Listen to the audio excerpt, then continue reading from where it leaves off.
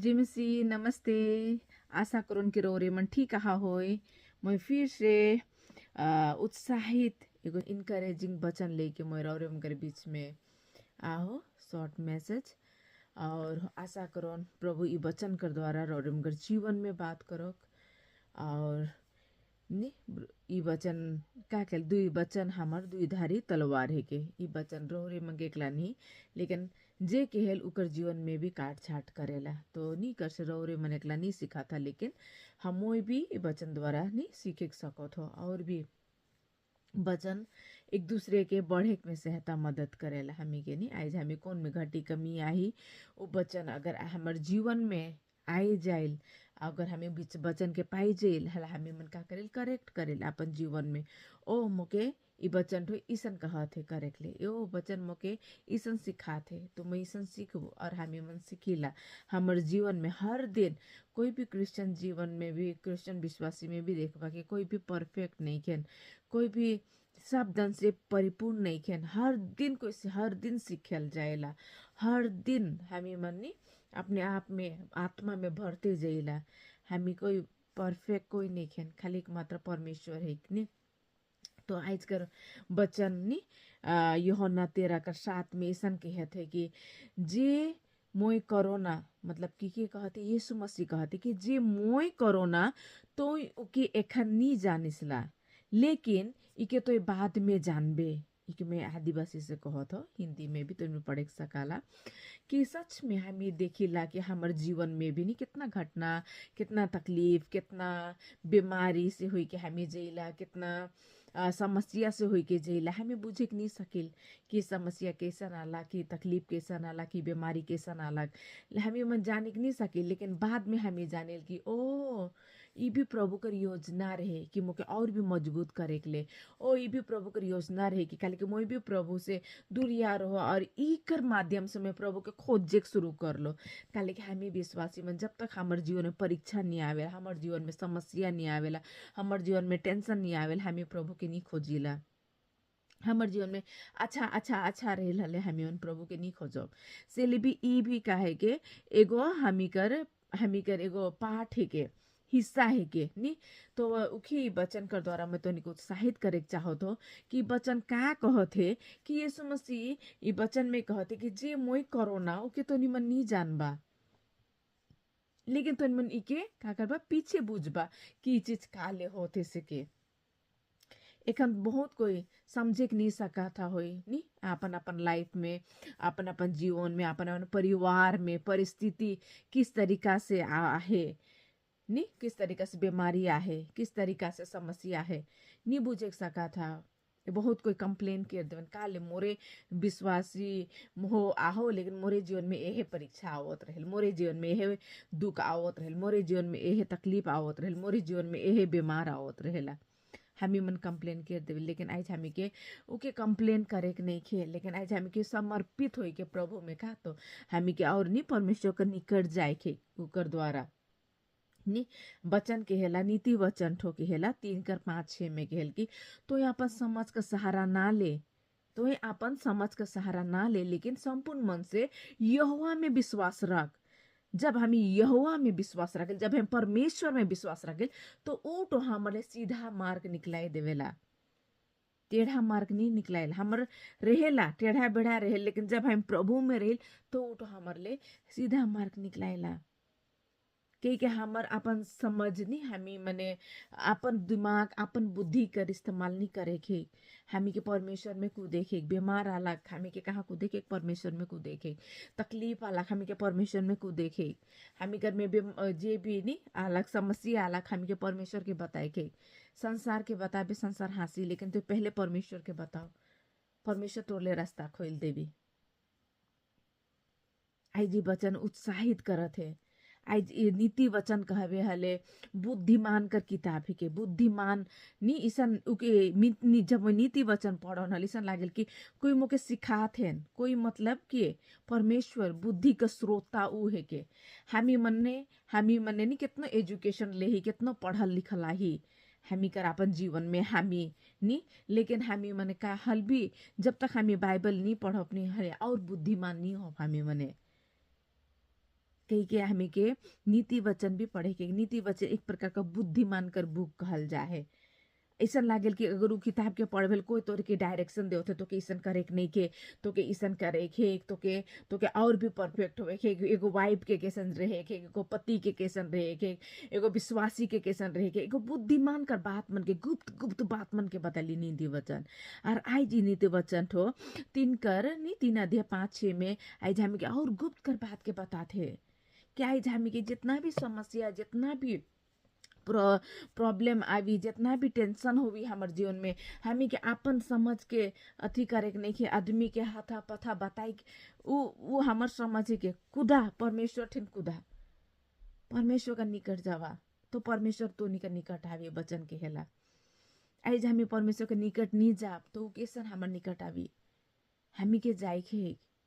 हमी के खोजे खे, तब के हेला परमेश्वर का वचन खोजा तो नहीं मन पाबा। आज मैं बैठल रोबर परमेश्वर नहीं आवी, मोर हर काम नहीं बने, मोके प्यासा होवे खे, मोके भूखा होवे खे कुकर लागे ओके खोजे खे, तब उठो का कहला तो तब मैं तोले सीधा मार्ग निकलाई देबो के हेला। परमेश्वर के में जब हमी मने कैसन उकर में ट्रस्ट करे खे। जैसा हमी कोनो भी चेयर में बैठल कि हमी इतना रहल कि ओके मोए बेड बोल नहीं गिरबो नहीं कतो इसने विश्वास नहीं हो जाएला। कोनो आदमी के इसने हमें फट के विश्वास नहीं करेला। विश्वास करे के लिए भी उठो नहीं कारण हमी कर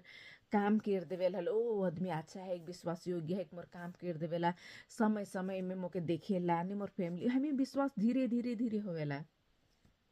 जब मैं शुरू में विश्वासी रहो नहीं हमी मने जब मैं छोटे में जब मैं प्रभु के शुरू पालो विश्वास में मैं कच्चा रहो, लेकिन हर दिन विश्वास में हमें मजबूत मजबूत मजबूत मजबूत होते जाइला। एक दिन कर विश्वासी नहीं होवेला। हमें जितना पुनः रहिला उतना हमें विश्वास में परिपक्का होते हर दिन बनते जाइला। हर दिन हमें मजबूत आई इतना मजबूत और मजबूत और मजबूत होते जाइला। हर दिन हमें स्पिरिचुअली हमारे आत्मिक जीवन में और हमें के जरूरी है विश्वास में और मजबूत हो जरूरी है। आज हमी के ओन अपन अंडरस्टैंडिंग ओन अपन समझ के अथी करे के नहीं खे, लेकिन हमी के संपूर्ण मन से यहोवा में नहीं, संपूर्ण मन से कटी को नहीं कहते, संपूर्ण मन से यहोवा में हमी के भरोसा करे के कि ऊ है मोर ले करे के वाला, ऊ है कि समस्या में भी मोर ले रास्ता खोले के वाला। हमी के उकर में नहीं डिक्लेयर करे के उके दावी करके प्रार्थना करे के आज मोर संगे परमेश्वर है तो के मोर करे सके। इस समस्या हमी मने हमी विश्वासी मने हमी भाई बहन मने हमी जब समस्या आवेल तो हम समस्या के इतना बड़े पहाड़ लखे सोच देविला, लेकिन परमेश्वर के सामने उस समस्या छोटे है के। हमी बीमारी के इतना बड़े बीमारी सोच देवे, लेकिन परमेश्वर के सामने वो बीमारी भी छोटे है के, वो टेंशन भी छोटे है के परमेश्वर के हेल की अपन समझ का सहारा ना लेवा, लेकिन संपूर्ण मन से यहोवा में भरोसा रखा। पास्टर मन भी कहने कैसन भरोसा कैसन हमें परमेश्वर से और भरोसा और बिल्ड करब, कैसन हमारे रिलेशनशिप मजबूत करब। बहुत पास्टर मन इनकरेज करें, उत्साहित करें कि नहीं परमेश्वर में संगति में बढ़ा, व्यक्तिगत समय बितावा। वही सही है के वही सही है यार, कोनो रास्ता नहीं खे, कोनो नहीं मांगो थे हमारे परमेश्वर मजबूत करे के लिए। पैसा नहीं मांगो थे, धूप धुवन नहीं मांगो थे, फूल अगरबत्ती नहीं मांगो थे, तो निकर पूरा हृदय के मांगो थे कि व्यक्तिगत संबंध बात करा मोर से। कोई के को कैसन विश्वास करे ना, कोई के को बात करे ना, ओकर से समय बिताए ना, तब आदमी जाने कि हाँ ई फलना और ई फलनी विश्वास योग्य है के। मैं के अच्छी तरीका से जानन, मैं के इतना साल से जानन, मैं उससे इतना साल से बात करो तो हमार रिलेशनशिप हमार रिश्ता ओकर से अच्छा है के हमें मनुष्य भरोसा पैदा होवे। उसने आज हमार भरोसा परमेश्वर में ला दे के वो एक दिन करनी है के प्रियो। हमें के हर दिन हमारे भरोसा के हमें करनी रिलेशनशिप के हमार रिश्ता के परमेश्वर से हर दिन मजबूत करे के, हर दिन मजबूत करे के, प्रार्थना में मजबूत करे के, समय बिताए के, वचन में हमी के मजबूत करे के, वचन पढ़े के, संगति करे के, इसन विश्वासी भाई बहन मन से संगति करे के कि तोहनी के आत्मा में और बढ़े में तोहनी के सहायता मदद करे। तो के पीछे नहीं, तो के सांसारिक में नहीं ढेकल बे, लेकिन आत्मा में बढ़े में नी, प्रभु में कैसे था और आत्मा में बढ़ उ मने उत्साहित ईसन ईसन विश्वासी भाई बहन ईसन संगति में तो मन रहा, ताकि तुमने और भी आत्मा में और भी प्रभु में और भी नहीं व्यक्तिगत प्रभु और तोर सम्मत और भी मजबूत हो भी हले। आज प्रभु कर बिना कोनो भी निखे नी, आज प्रभु कर बिना सोचल जाएला सोचबा प्रभु कर नी विजडम और संसार कर बुद्धि कर कोनो अथी नहीं खे। संसार में भी बुद्धि है जैसा नहीं, वर्ल्ड भी संसार कर भी बुद्धि है कि गॉड्स परमेश्वर कर भी बुद्धिमान है। संसार कर बुद्धि सब देवी तो के नी संसार में ईसन करबो ईसन करके नी, संसार कर बुद्धि हमेशा शॉर्टकट ले गेला, हमेशा जल्दबाजी ले गेला, और जल्दबाजी या शॉर्टकट कर काम नहीं हर अच्छा नहीं होवेला। उ जितना तो शॉर्टकट जाबे उतने तोर जीवन में दुख आवी, उतने तोर जीवन में चिंता आवी, स्ट्रेस आवी, आदि सब कुछ नी का कहे ना, सब धन तो कमाई लेवे ना नी, बहुत जल्दी जल्दी ऊपरे में पहुंच जाए, फेमस हो जाए ना नी, लेकिन वो मन ठिनकार नहीं रहेला, पीस नहीं रहेला, शांति नहीं रहेला, वो मन चिंता में रहेला, उमन और बढ़े और बढ़े और बढ़े, और में कैसन बढ़ता, और में कैसन पॉपुलर होता, और में कैसन आदमी के नी ईसन में ही उमने का तो उमन कर विस्डम उसन में रह जाएला, और उमकर जीवन में शांति नहीं रहेला, उमकर जीवन में प्रेम नहीं रहेला नी, स्ट्रेस रहेला। उ विस्डम लेके का फायदा। लेकिन जब हम प्रभु में रहिला, प्रभु कर विस्डम में रहिला, हमठी थोड़े ही है, हल भी हमठिन प्रभु है, हमठिन शांति है, हमठिन होप है, आशा है कि हमठिन प्रभु है। हर एक सिचुएशन, हर एक परिस्थिति में भी प्रभु हमी के लेके चाहिए के एगो दावी है। जिस तरीका से उमन ने जिस तरीका से इसराइली मने जब मिस्रा के छोड़ के जात रहन, मैं छोटे बड़े नहीं एग्जाम्पल बताबू, उदाहरण बताबू, उमन भी नहीं कोनो पीछे उमन जैसा निकले तो निकला फिरौन निकले कहलक, लेकिन पीछे दन से का करे उठो उमन के, और उमन के छेके के ले जाएला, लेके के ले जाए, उमन के रोके के ले जाए कि उमन के जाए कि नहीं देबू मैं और लेके आनबू घुराई के। और उमन भी मिस्रा के छोड़ के इसराइली मन जाथेन और आगे देने लाल समुद्र रही, कोनो रास्ता नहीं रहे। अगर उमन अपन समझ कर सहारा नहीं उमन सोचते नहीं चला घुरिए जाप कहते, हाले उन्हें प्रभु कर मिरेकल के नहीं देखे सकते, प्रभु कर अद्भुत काम के देखे नहीं सकते। लेकिन उमने क्या कर लेन, उठिन उस समय में उमने रोई के धीरज कर साथ में रहलेन, और उसी जिस तरीका से उमन उ परिस्थिति रहे जो उमन निकलो थे, और उमन जानो थे कि फिरौन कर पूरा सिपाही उमन के रोके के लिए, उमन के घुराई के और मिस्रा में ले के लिए आओ थे, उतना डर, उतना उमन कितना बड़े समस्या नहीं, उतना साल उमन कर अंडर में रह के उमन कर नहीं उमन कर का कहना काम करलक, उमन कर नी का कहना एगो कैदी लखे रहे नी, उमन कर अच्छा जीवन नहीं रहे, उ जीवन के उमने छोड़ के आओ थे से बर और उनके मन के ओहे जीवन में लेगबू के उठो कूदा है। तो उमन कर कैसन नहीं, उमन कर भी उमन के कितना सोच, उतना टेंशन, उतना रहल भी उस चीज में उमने धीरज रहन और उमने उतना बड़े चमत्कार, उतना बड़े अद्भुत काम के देखे सकलेन कि परमेश्वर कैसन मूसा के चलाई के उ लाल समुद्र के 2 भाग में कर दिलक, और हुआ से उमन निकले सकलेन। कोई समुद्र 2 भाग नहीं होल, पूरा बीच में सुखल होई के।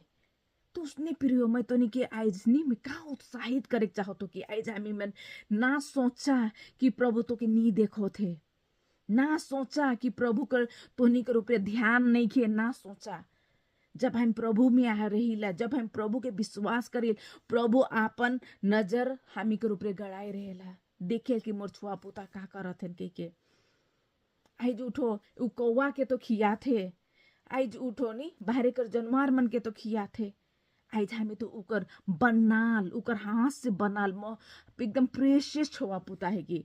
हामी कर ध्यान काले उकर ठिन्नी रही, काले उठो हमार ध्यान नहीं करी।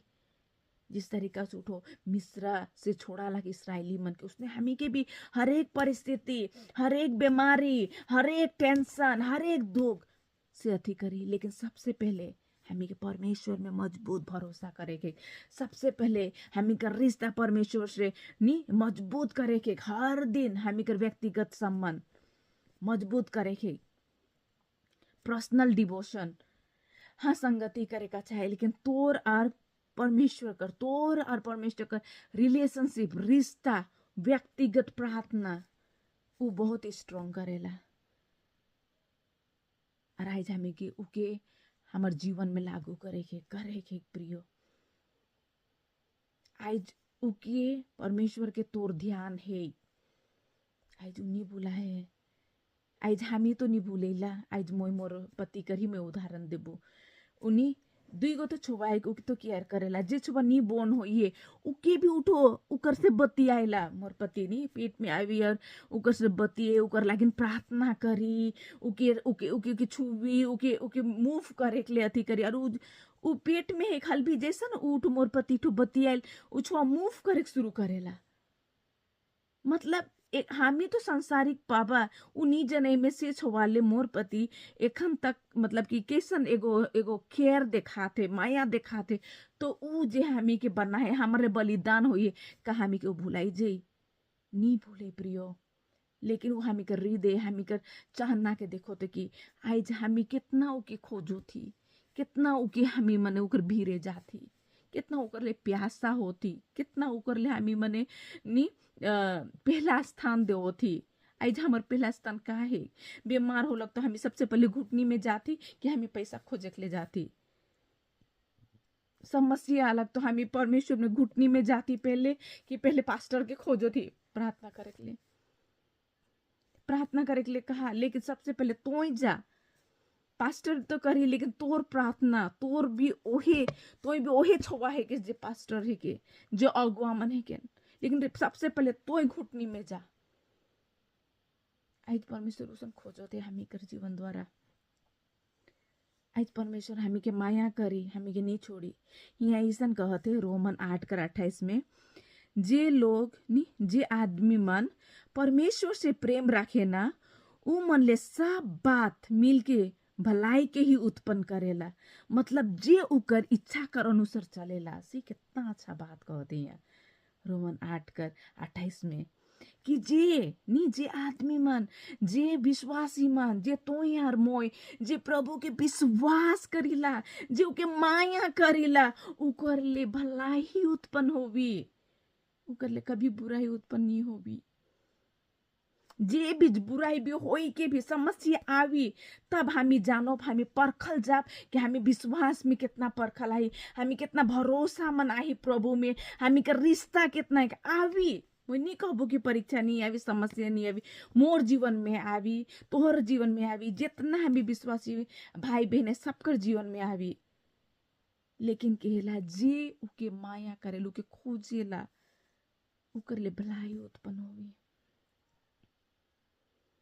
आज हामी कितना उकर इच्छा कर अनुसार चलो थी।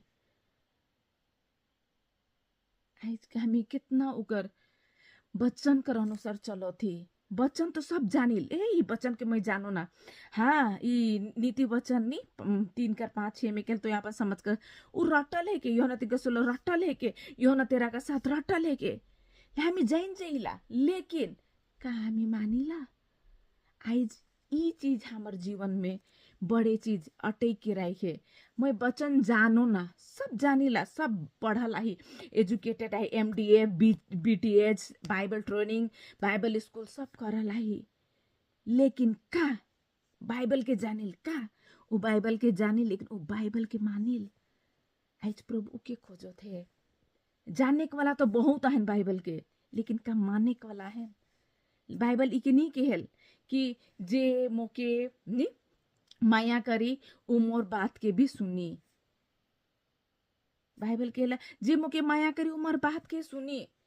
हामी जे यीशु मसीह के माया करीला, जे हमें परमेश्वर के माया करेला, जे विश्वासी भाई बहन के उकर बात के मानी, मतलब उकर बाइबल के मानी, मतलब चली उकर अनुसार। नहीं कि बाइबल के दिमाग में हो मैं जानो ना ये होना 3:16 ओ नीति वचन नी 3:5 ओ इतना था वचन, सब वचन के हामी टट याद करिल। लेकिन का हामी वो वचन कर अनुसार चलिल? आज ये बड़ी बात है कि प्रियो, जाने के वाला वचन के रट रट के एक वाला बहुत है, लेकिन का आइज मानो थी, लेकिन बाइबल कर वचन के जे मोके माया करी मोर बात के मानी, मतलब मोर वचन के मानी, मतलब वो वचन में चल थे चले। आज हामी के अपने आप के तैयार करे के, चेक करे के प्रियो कि आज हमें मानो थी कि नहीं मानो थी, कि आज हामी संसारी एक अपन सोच में ही आई। आज हामी के अपन सोच नहीं, लेकिन परमेश्वर में भरोसा, संपूर्ण रूप से उकर में भरोसा करे के प्रियो। आर एक ठो वचन यहाँ कितना अच्छा से कहा थे, पहला पत्रस 5:7 में केला, अपन सारा चिंता उकर ऊपर डाल देवा, काले की उके तोर ध्यान है, उन्हीं भूला है, उ ध्यान है। जब आयुब कर जीवन में भी कितना दुख तकलीफ आलक, उके ध्यान रहे। मूसा कर में भी नी उके मिस्र से इसराइली मन के ले गे खे, नी भूला लक मूसा के, उ भी उके परमेश्वर उकर ऊपर ध्यान रहे। हामी बाइबल में जितना पुराना नियम में देखिला नी, आदम हेवा के बनाई के उसने नहीं छोड़ दलक, उ मन कर ऊपरे भी परमेश्वर ध्यान राख रहे। आज हामी मन भी सेम है कि प्रियो, प्रभु के तोर ऊपरे मोर ऊपरे ध्यान है, लेकिन आज हामी का हामी प्रभु में ध्यान राखो थी, का हामी कर चाल चलन, का हामी कर व्यक्तिगत संबंध का प्रभु में मजबूत है। प्रिय आज मैं तुनी के ही उत्साहित करे चाहत हो कि आज हामी के परिवर्तन चेंज होवे के, अपने आप के परिवर्तन करे के। मैं परिवर्तन नहीं होबो, मैं खुद के चेंज नहीं करबो, मैं आज से डिवोशन नहीं बैठबो, मैं आज से प्रार्थना में नहीं करबो, मैं आज से व्यक्तिगत संबंध परमेश्वर से नहीं बिताबो, मैं कलिसिया में नहीं जाबो, मैं संगति नहीं करबो, तो मैं कैसन आत्मा में आगे बढ़बो। और ये चीज नहीं कर है, मतलब कि जब तो व्यक्तिगत समय बिताबे तो लाइफ ऑटोमेटिक चेंज परिवर्तन कर जीवन जी ही, तो ऑटोमेटिक अलगे एक प्रकार कर एक अलगे एगो तो मनुष्यवत्ता नहीं बन के तो उभेर के आबे, तो के कहबे ना दिवन तो फलनी या फलना तो एखन अलगे आइस, तोर बात और विचार तो रहन सहन अलगे, जे प्रभु कर जन अलगे रहना। आज हामी के खुद के सोचे के ये मौका है कि प्रभु के हामी के ऊपर ध्यान है, सोचा एखन प्रभु कर वचन कहते ध्यान है।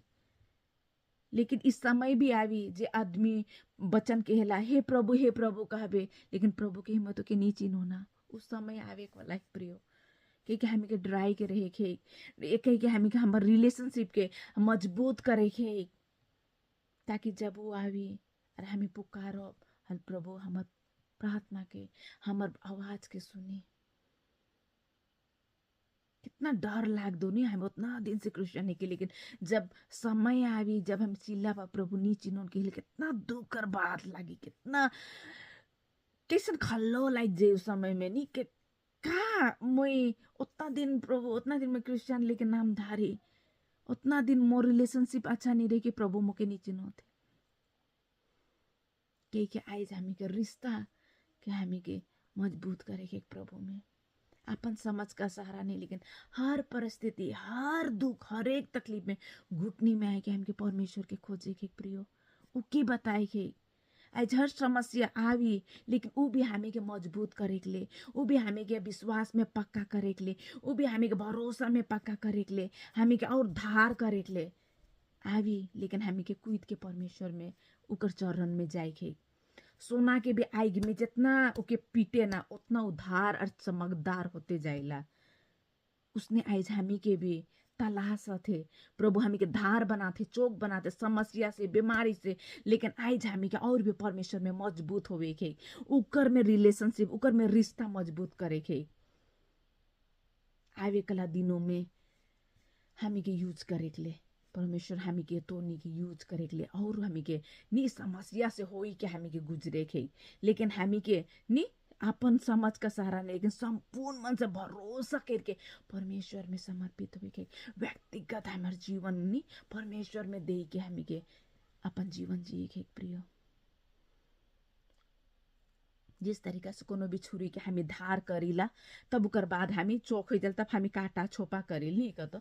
उसने हामी भोथोड़ो रहब जब तक हमार जीवन परीक्षा नहीं आवी हामी भोथोड़ो रहब जब हमार जीवन बीमार नहीं रही सब अच्छा अच्छा रहब तो हामी काले खोजब परमेश्वर के सब ठीके जाते तो काले मैं खोजबू लेकिन मोर जीवन पैसा कर तंगी हुई मोर जीवन में टेंशन हुई मोर जीवन में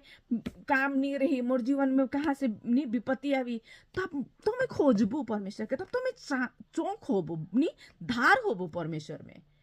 कि ओ नहीं मोर मोर विश्वास धार हुई मोर प्रार्थना धार हुई परमेश्वर रिलेशनशिप मोर धार हुई तब परमेश्वर आवे कला दिनों में मुके एगो अच्छा गवाह एगो अच्छा उठे कि मैं उकर राज्य कर लागिन काम करे सकबू जिस तरीका से चोक धुरी हामी भोथोड़ो चोक धुरी छुरी रहले कुदा उकर में हामी भोथोड़ो छुरी के नहीं धरीला कोनो भी काटे कोनो भी